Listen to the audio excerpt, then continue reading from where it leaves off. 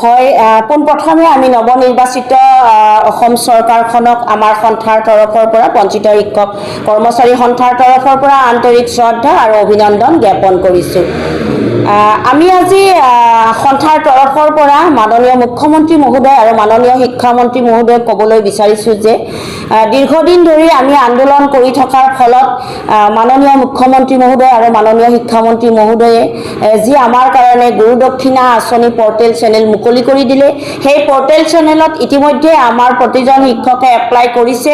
গতিকে আজি আমি এই নতুন চৰকাৰখনক অনুৰোধ কৰিবলৈ বিচাৰিছোঁ, এই পৰ্টেল চেনেলৰ জৰিয়তে যাতে দেৰি নকৰে আৰু প্ৰতিজন শিক্ষকক যাতে একোখন মানপত্ৰ আৰু 15 লাখ টকাকৈ LPৰ পৰা কলেজলৈকে প্ৰতিজন শিক্ষকক যাতে 15 লাখ টকাকৈ দি আমাক নতুন জীৱন এটা আৰম্ভণি কৰাৰ তেওঁলোকে সুযোগ দিয়ে।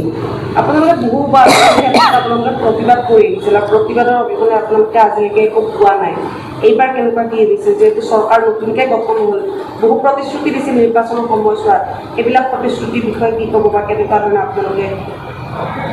হয়, আমি আচলতে আজি বহুত বছৰ ধৰি 2013 চনৰ পৰাই আমাৰ কিছুমান শিক্ষকে আন্দোলন কৰিছে আৰু 2021 চনৰ পৰা আমাৰ কিছু শিক্ষকে আন্দোলন কৰি আছিল। কিন্তু যোৱা বছৰ নৱেম্বৰ মাহত আমাৰ মাননীয় শিক্ষামন্ত্ৰী মহোদয়ৰ লগত অৱশেষত এটা আলোচনা হ'ল আৰু সেই আলোচনাতে আমাৰ গুৰু দক্ষিণা আঁচনি নামেৰে পৰ্টেল চেনেলটো মুকলি হ'ল। তাৰমানে আমাক অৰ্থাৎ এককালীন আমাক সাহায্য এটা দি আমাক যাতে কিবা এটা যাতে কৰি খাব পৰা, সংস্থাপন কৰিব পৰা এটা ব্যৱস্থা কৰি তেওঁলোকে দিম বুলি আমাক কথা দিছিল আৰু সেইকাৰণে তেওঁলোকে গুৰু দক্ষিণা আঁচনি পৰ্টেলটো মুকলি কৰি দিছিলে। ইয়াৰ পাছতো যদি তেওঁলোকৰ প্ৰতিশ্ৰুতি যে আপোনালোকক দিছিলে গুৰু দক্ষিণা পৰ্টেল মুকলি কৰি বা এককালীন যে সাহায্য, যদি তেওঁলোকৰ প্ৰতিশ্ৰুতি তেওঁলোকে সফলভাৱে ৰূপায়ণ কৰাত ব্যৰ্থ হয়, তেতিয়াহ'লে আপোনালোকৰ পৰৱৰ্তী কাৰ্যসূচী বা পৰৱৰ্তী পদক্ষেপ?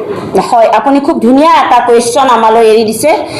আমাৰ সন্থাৰ তৰফৰ পৰা মাননীয় মুখ্যমন্ত্ৰী মহোদয় আৰু মাননীয় শিক্ষামন্ত্ৰী মহোদয়ক এই চেগতে আমি জনাবলৈ বিচাৰিছোঁ যে আমি যি এটা দাবী আপোনাৰ ওচৰত উপস্থাপন কৰিছোঁ যে একোখন মানপত্ৰ আৰু প্ৰতিজন শিক্ষকক 15 লাখ টকাকৈ আমাক দিব লাগিব। যদি 15 লাখ টকাৰ এটকাও যদি কম হয়, তেতিয়াহ'লে পুনৰ আমাৰ শিক্ষক সমাজে ৰাজপথত আন্দোলন কৰিবলৈ বাধ্য হ'ম।